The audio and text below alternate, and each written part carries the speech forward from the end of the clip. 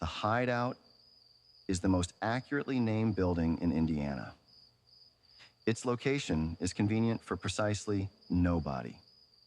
It skills somewhere between an abandoned steelworks and a fallow cornfield.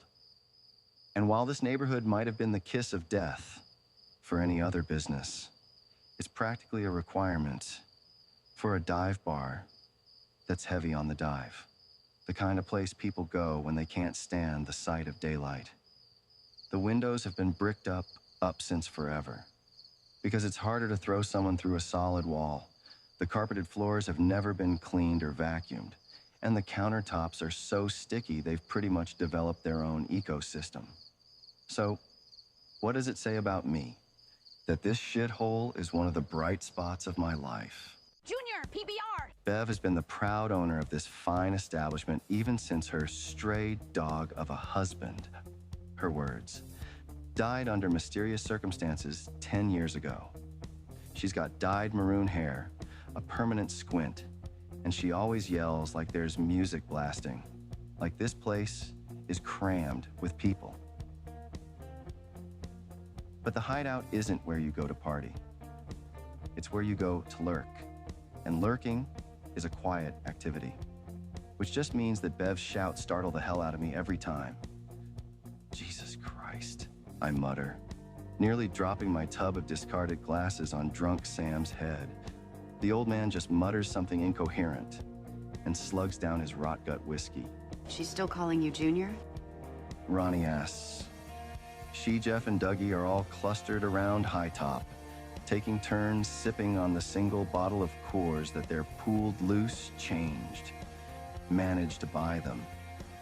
Jeff keeps throwing nervous glances back towards Bev, like tonight's the night she's going to start giving a shit about the fact that he's barely 16, but the Hideout has never demanded an ID before, and it's not about to start now. I thought you told her to stop. I gotta... I wave my hand and drift toward the bar before Ronnie can demand an end to that sentence. Bev is already glaring at me by the time I set down my tub with a clatter. I don't pay you to chit-chat with your friends. She says, you barely pay me at all, I say. Speaking of, it's 10. Bev rolls her eyes. You'd take any excuse not to work. She's just trying to goad me. I put on my best puppy dog face instead of rising to the bait. Finally, Bev repents. Fine, go on and don't drag it out this time. Wouldn't dream of it, I say, giving my hands a quick wipe with a dish rag. Across the room, I catch Ronnie's eye and give her a nod. Showtime. The Hideout stage barely earns the name. It's just a riser that Bev's stray dog husband had cobbled together out of 2x4s and shoved against the wall. It creaks ominously with every step, and I am absolutely certain that one day it will give way underneath me, and I'll probably break an ankle. But it's a stage, and most importantly, it is a stage that will let Corded Coffin perform in exchange for me busting my ass on bareback duty 4 nights a week. And that has to be enough. It doesn't take long for Ronnie, Jeff, and Dougie to get set up. They're pretty much done by the time I grab my guitar from the back. Ronnie had turned up early to load her drums out of the back of my van, and Jeff and Dougie just have to plug their guitar and bass into the threadbare amps Bev never puts away. I hope up next to Jeff, ignoring the creak of the boards, and sling my guitar strap around my neck. Killer crowd tonight. Jeff shrugs, ever hopeful. Drunk Sam's still awake. That's something. Screw all that, I say. We're here to play. Ronnie spins a drumstick in her fingers. So let's give them hell. She's grinning at me like a devil, and I grin right back. Then, with as big a flourish as this tiny stage allows, I face our tiny audience. And there's this thing that happens sometimes when Corroded Coffin plays. If we're locked in, if we're in the pocket, then it's like we're summoning a gale force wind or a tornado or a fucking hurricane. Something massive and primal, a force of nature. But all that terrifying power doesn't overwhelm us.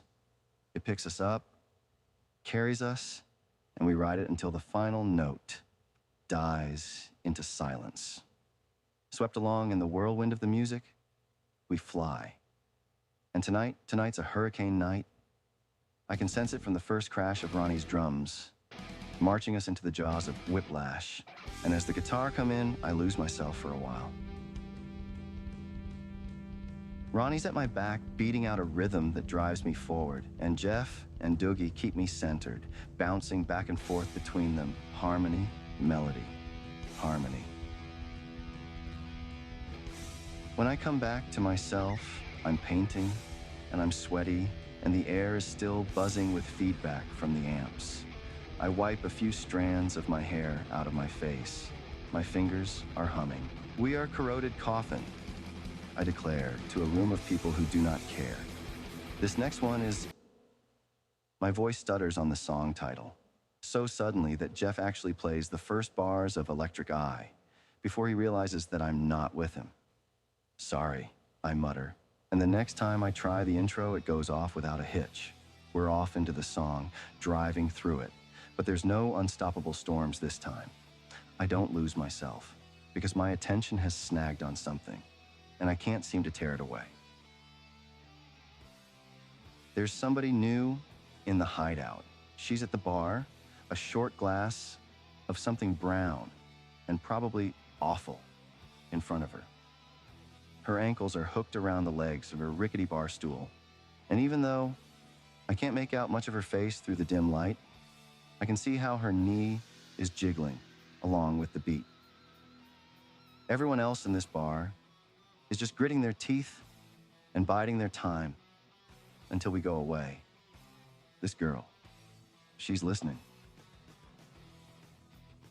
Maybe for the first time in my life, I've got an audience who wants to hear me. It's intoxicating. I can feel it sleeping into my bones, my skin, my fingers. I'm going liquid under this girl's attention, not liquid like water, but liquid like mercury, like quicksilver. Electric Eye is coming to an end, and I do something I've never done before. I lead us straight into the next song. No break, just one chord into another until we're flying. It can't last. Bev is glowering at me from behind the bar, tapping her watch. But I'm not ready for it to be over. Not yet.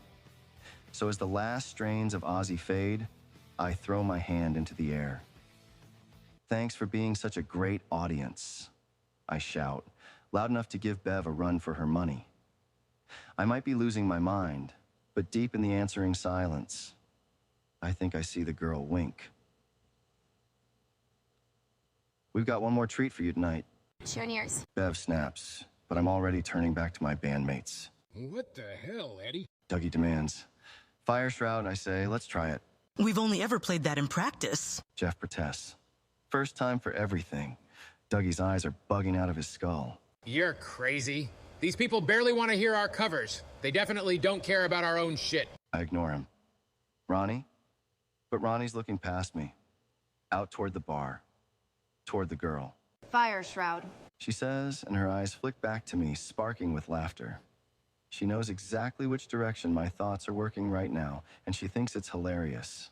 You know, that's a great idea. And Dougie can even protest, because she's slamming her drumsticks down, driving us all into the opening of Fire Shroud. Jeff and Dougie scramble to catch up, but soon we're all on the same page, and we're playing our own music for an audience. I'm wailing out the words to a song I wrote myself. It's not perfect. I stumble over the lyrics once or twice. Jeff forgets the chorus, but also, it is. It's fucking perfect.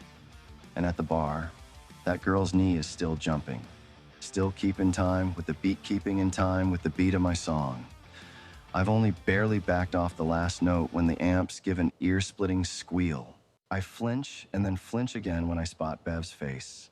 She's standing next to the stage, the amp's power cord clenched in her fist, and she looks nail-spitting mad. Don't push it. She hisses, dropping the core like a rattlesnake. You're giving me a migraine. That was awesome. Jeff gushes, sliding his bass into the case. Dougie is doing the same, a little quieter. He won't forgive me throwing him in the deep end so easily. That was awesome. Ronnie pokes me in the back with her sticks. Good job. She tells me, sliding her drumsticks into her belt. You want a drink? I ask her. It's on the house. I owe you for backing me up. She just grins. Tell you what. You pay me back by packing my drums.